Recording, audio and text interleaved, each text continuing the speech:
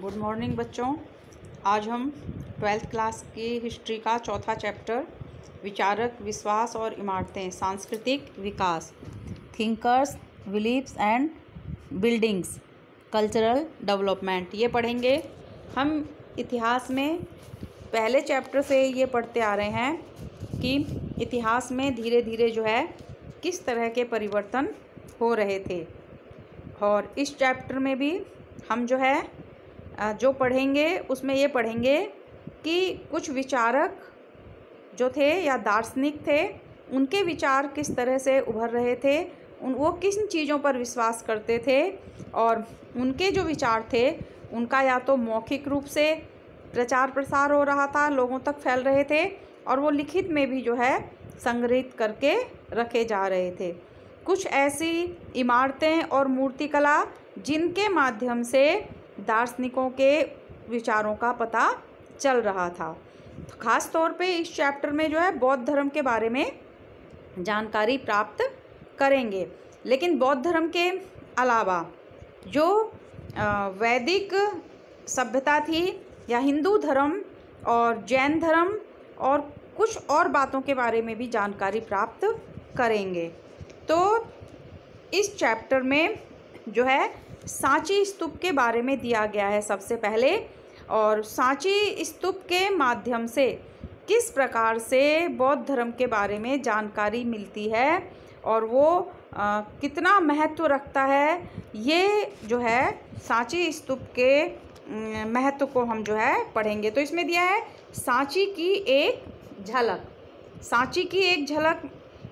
सांची क्या है कि सांची एक बौद्ध स्तूप है। स्तूप का मतलब होता है टीला, यानी कि टीले का आकार की बनी हुई जो बिल्डिंग है उसको स्तूप कहा जाता है, और बौद्ध धर्म के लिए वो जो है बनाए जाते थे।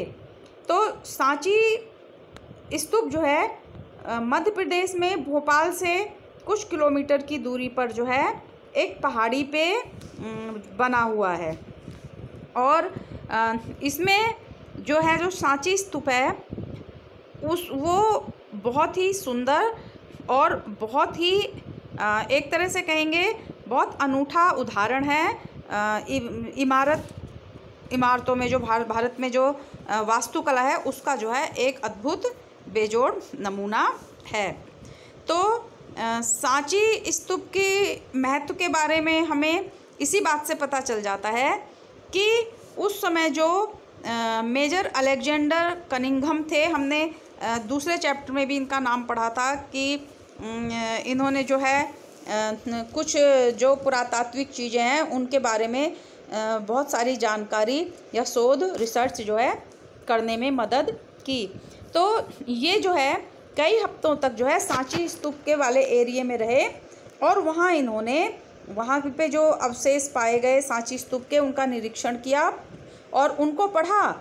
जो भी चीज़ें वहाँ मिली। फिर उन्होंने जो है जो गुम्बद नुमा जो ढांचा है उसके बीचों बीच खुदाई की और उसके बारे में जानने की इन्होंने कोशिश की, और फिर अपनी एक पुस्तक प्रकाशित की। और इनको जो सहयोग मिला वो भोपाल की जो शासिका थी शाहजहाँ बेगम और उनकी जो उत्तराधिकारी सुल्तान जहाँ बेगम, उन्होंने जो है सांची स्तूप के संरक्षण और रख रखाव के लिए काफ़ी जो है प्रयत्न किए। तो एक शासिका उस क्षेत्र की अगर किसी इमारत के लिए संरक्षण के लिए धन या दूसरे काम कर रही हैं तो उसकी इम्पोर्टेंस को हम समझ सकते हैं कि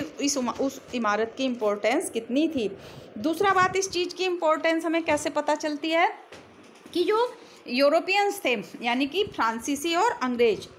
वो जो है सांची स्तूप के जो उसके पूर्वी तरफ जो है एक तोरण द्वार बना हुआ है। तोरण द्वार का मतलब होता है जैसे दीपावली पे हम दरवाजे पे बना लेते हैं, दरवाजे पे लगाते हैं तोरण शुभ के लिए,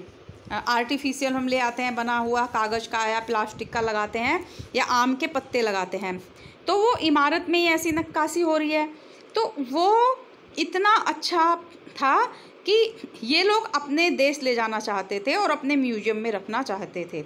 लेकिन भोपाल की शासिका के प्रयासों से और दूसरे प्रयासों से वो उसको ले जाने में सफल नहीं हुए, और प्लास्टर पर उसकी नक्काशी या उसकी जो है फोटोकॉपी से बना ली गई और उससे वो संतुष्ट हो गए और उसको जो है वो अपने यहाँ पे रिसर्च के लिए या दूसरी चीज़ों के लिए ले गए। तो सांची स्तूप के रखरखाव में जो भोपाल की बेगम थी या शासिका थी, उन्होंने महत्वपूर्ण योगदान दिया और उसके रखरखाव के लिए उन्होंने जो है धन भी दिया, अनुदान में दिया। और उसके बाद उन्होंने जो है वहाँ पे एक रेस्ट हाउस या अतिथिशाला और संग्रहालय बनाने के लिए भी अनुदान दिया और वहाँ पे रहकर जॉन मार्शल ने जो है उसके बारे में रिसर्च की और अपनी पुस्तकें लिखी। तो इस तरह से सांची स्तूप जो है, जो जीर्ण छीण हो रहा था, उसको जो है संरक्षित किया गया और बौद्ध धर्म की जानकारी का बहुत महत्वपूर्ण केंद्र रहा, जिससे बौद्ध धर्म के बारे में बहुत सारी जानकारी मिलती है। तो ये तो था सांची स्तूप के बारे में। इसमें ये भी दिया गया है कि भाई सांची स्तूप का संरक्षण किया गया और ये एक बहुत अच्छी बात थी कि उस पर किसी जो पहले ट्रेनें बिछाई जा रही थी, ट्रेन की पटरियाँ, तो उसमें कोई अगर ठेकेदार की नज़र पड़ जाती तो वो शायद ईंट पत्थर के लिए उसको जो है निकाल लेते या तोड़ देते या उसकी मूर्ति जो है या उसके जो अवशेष हैं उनको बेचने का काम भी कर देते। तो एक अच्छी बात थी कि उनकी नज़र नहीं पड़ी और सांची स्तूप जो है वो बरकरार रहा और उसको मरम्मत करने के बाद जो है वो फिर से जो है संरक्षित हो गया। तो ये सांची स्तूप का चित्र दिया है। एक पहाड़ी पे, छोटी पहाड़ी पे एक टीले नुमा बनी हुई है, गोल गुंबद सी, उसके चारों तरफ एक प्रदक्षिणा सी है, पथ है और उसके बाद जो है कुछ नक्काशियाँ भी गेट पर दिख रही हैं, एक गुंबज है और इसके आसपास जो है कुछ और भी इमारतें हैं, कुछ मंदिर हैं जो शायद बाद में बनवाए गए थे। सांची स्तूप के बारे में आप और जानकारी भी बहुत सारी प्राप्त कर सकते हैं नेट से या किसी पुस्तक से। तो आपको यहाँ ये क्वेश्चन आ सकता है कि सांची स्तूप की स्थिति के बारे में लिखने के लिए या वो क्यों महत्वपूर्ण है और शाहजहां बेगम और उनके जो उत्तराधिकारी हैं उन्होंने सांची स्तूप के संरक्षण के लिए क्या योगदान दिया, ये क्वेश्चन आपके लिए आ सकता है। तो अब जैसे मान लीजिए सांची स्तूप से बौद्ध धर्म के बारे में बहुत कुछ हमें जानकारी मिलती है। इसके बाद यज्ञ और विवाद ये दिया हुआ है। तो ईसा पूर्व जो प्रथम शताब्दी थी उसमें जो है बहुत महत्वपूर्ण परिवर्तन हो रहे थे, केवल इंडिया में नहीं बल्कि इंडिया से बाहर भी जो है बहुत सारे चिंतक या दार्शनिक थे वो उभर रहे थे, जैसे ईरान के जरथुस्त्र और चीन में खुंगत्सी, यूनान में सुकरात, प्लेटो, अरस्तु, भारत में महावीर, बुद्ध, ये इनका जो है उद्भव हो रहा था। यानी कि ये जो भारत में जैसे उस समय क्या था, हम ये पढ़ रहे हैं कि बदलाव हो रहे थे, तो गंगा घाटी के आसपास जो नदियां थी उनके आसपास शहरों का विकास हो रहा था, सामाजिक आर्थिक जीवन में बदलाव आ रहे थे। पिछले चैप्टर में हमने पढ़ा था कि कैसे जो है शहर धीरे धीरे बसते जा रहे थे गाँव की जगह पे, तो उन शहर उभर रहे थे और सामाजिक आर्थिक जीवन में जो बदलाव हो रहे थे तो उनके बारे में ये लोग सोच रहे थे, जो बदलाव हो रहे थे। इसके बाद ये जो है जो लोगों की विचारधारा थी, धार्मिक विश्वास थे, उनके व्यवहार थे और चिंतन था, उसके बारे में भी सोचने पर मजबूर हो रहे थे। जैसे मान लीजिए 1500 से 1000 ईसा पूर्व जो है वो ऋग्वेद को जो है संकलित किया गया। पहले तो मौखिक रूप से बोला जाता था, बाद में जो है उसकी ऋचाओं को लिखा गया। तो जो ऋग्वेद था उसमें अग्नि, इंद्र, सोम, ये इन देवताओं की स्तुति की जाती थी और यज्ञ किए जाते थे। यज्ञ का जो है बहुत महत्व रहता था और यज्ञ के माध्यम से जो है लोग अपनी भलाई के लिए, जैसे मान लीजिए पुत्र प्राप्ति के लिए, उनके पहले क्या होता था, मवेशी यानी कि पशु जो है इनकम का बहुत महत्वपूर्ण सोर्स था, तो वो ठीक रहे, लंबी आयु के लिए, कृषि के लिए, इन चीज़ों के लिए भगवान से प्रार्थना की जाती थी। यज्ञों के द्वारा यज्ञ किए जाते थे। पहले यज्ञ सामूहिक रूप से किए जाते थे, यानी गांव या शहर के लोग जो हैं वो आपस में मिलकर यज्ञ करते थे। बाद में धीरे धीरे क्या हुआ, 1000 ईसा पूर्व से 500 ईसा पूर्व के करीब यज्ञों को व्यक्तिगत रूप से घरों में घर का जो प्रमुख व्यक्ति होता था वो करने लगे। तो इस तरह से सार्वजनिक से व्यक्तिगत रूप से जो है यज्ञ बहुत बड़ी मात्रा में होने लगे। राजा या जो शासक होता था वो राजसू और अश्वमेध यज्ञ भी किया करते थे, और ये अश्वमेध या राजसू यज्ञ जो होते थे वो अपनी प्रतिष्ठा को दर्शाने के लिए किए जाते थे। आपने रामायण में, महाभारत में राजसू और अश्वमेध यज्ञ के बारे में सुना है